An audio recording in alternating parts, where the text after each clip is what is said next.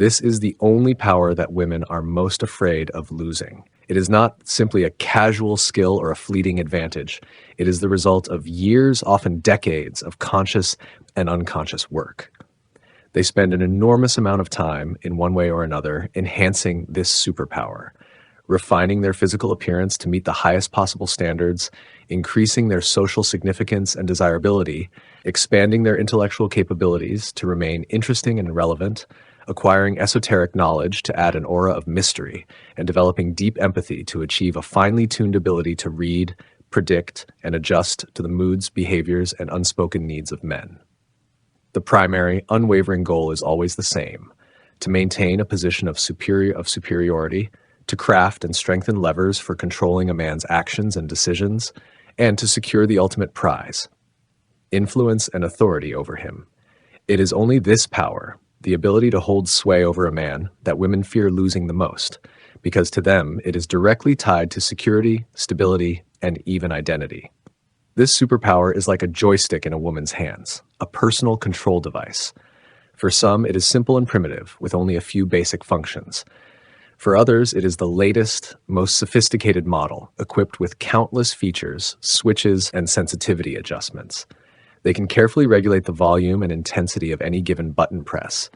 Each button corresponds to a specific emotional reaction in a man. One may trigger guilt, another pride, another desire, another the need to protect. There are sliders dedicated to subtle manipulation and provocation, allowing her to increase or decrease pressure without him even realizing it. There are switches, modes, if you will, that allow her to instantly transform into the gentle lamb, the helpless victim, or the nurturing mother, depending on what will achieve the desired outcome. When such a joystick is in her hands, when she knows every button and setting by heart, and when the man is completely under her control, the feeling of absolute safety sets in. The control panel for his emotions, decisions, and even his ambitions rests entirely in her possession, and that is when she feels secure. Everything is predictable, everything is managed, everything is under control. Now, just imagine the nightmare if a man suddenly becomes uncontrollable for a woman. If the joystick she has spent years perfecting suddenly stops working, the buttons no longer produce the desired reaction.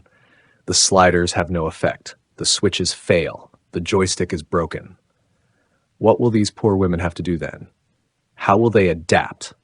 How will they live without that certainty? Because without control, they will have to do the one thing many have worked their whole lives to avoid. They will have to actually negotiate, to compromise, to treat the man as an equal. And for someone who has relied on influence, on control, on emotional steering, this is a seismic shift. He will no longer blindly obey commands or hints. He will have his own will, his own desires, his own goals, and worst of all for her, his own independent strategies for achieving them. How will all of this be redirected toward her benefit now? How will the flow of influence, which once streamed so easily into her hands, be restored? Everything will slip away, and with it, the sense of dominance. And then what? She will have to adapt to him, rather than the other way around, an inversion of the dynamic she has worked so hard to maintain. The more advanced the joystick was, the more functions it had, the more finely tuned it was to his emotions, the more devastating the loss will be.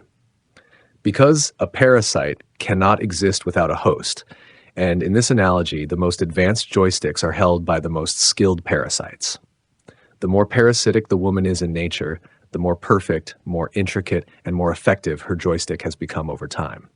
And here's the twist. Quite often, men themselves willingly search for someone to whom they can surrender and hand over this joystick.